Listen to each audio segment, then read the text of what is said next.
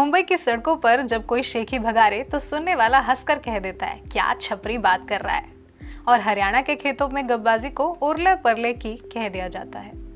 कोलकाता की गलियों में जा बेटा से बात टलती है तो बिहार में मारम ना की धमकी में ही एक अपनापन छुपा होता है। हर शहर की अपनी जबान है, अपने मुहावरे हैं। लेकिन अगर आप पुरानी दिल्ली की तंग और पेचीदा गलियों में कदम रखें, जहां हवा में आज भी निहारी की महक और मुगलई इतिहास की सोंध फैली रहती है, तो वहां आपको दो अनोखे जुमले गूंजते हुए सुनाई देंगे। अबे क्यों छोड़ रहा है शापड़े की, और दूसरा चंडू खाने की गप।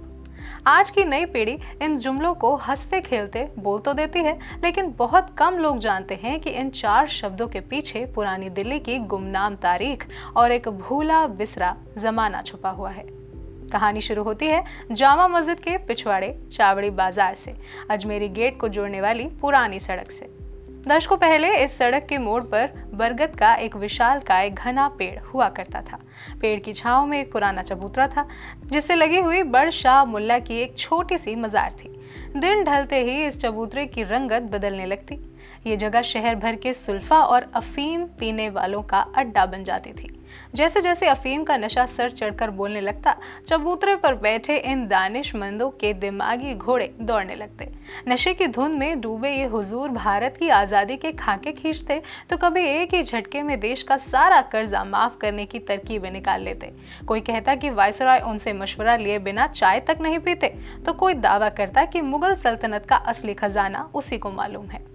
इन बेसिर पैर की लंबी लंबी फेंकने वालों की बातें सुनकर राहगीर मुस्कुराते और कहते, अबे क्यों छोड़ रहा है शापड़े की, यानी चावड़ी के चबूतरे की। जमाना बदला, बरगद का वे बूढ़ा पेड़ कट गया, चबूतरा ढह गया और बड़शाह मुल्ला की मजार भी वक्त की धूल में कहीं खो गई।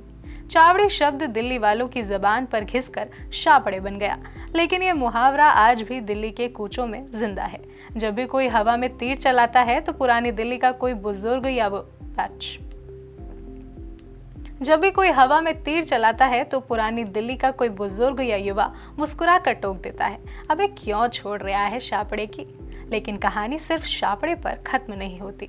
इससे भी बड़ा और मशहूर एक और अड्डा था, चंडू खाना। जामा मस्जिद की सीढ़ियों के ठीक नीचे भोर की पहली किरण के साथ ही चाय का एक खोखा खुला रहता था। ये सिर्फ चाय की दुकान नहीं थी, बल्कि जमाने भर के मुफ्त खोरों, मटर गश्तियों और राजनीतिक विशेषज्ञों की संसद थी। सुबह सुबह जब उर्दू के ताज़ा अखबार आते तो उनका एक एक पन्ना अलग अलग हाथों में बंट जाता। एक हाथ में चाय की सिसकी होती और दूसरे हाथ में अखबार का पन्ना। इसके बाद शुरू होती घंटों लंबी ग्लोबल पॉलिटिक्स पर चर्चा।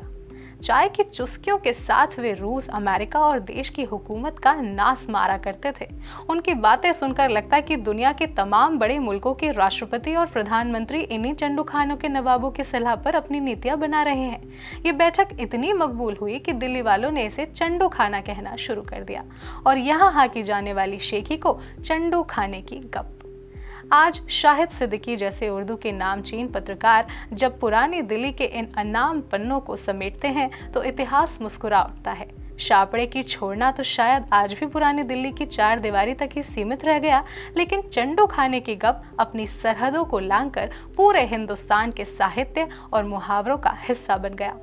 आज ना वे बरगद का पेड़ है, ना अफीम चियों का वे चबूतरा, और ना ही जामा मस्जिद की सीढ़ियों वाला वो पुराना चाय का खोखा। लेकिन जब भी कोई शख्स बेतुकी और बड़ा चढ़ाकर बातें करता है तो पुरानी दिल्ली की गलियों से गुजरा ये इतिहास अचानक जिंदा हो उठता है। नमस्कार।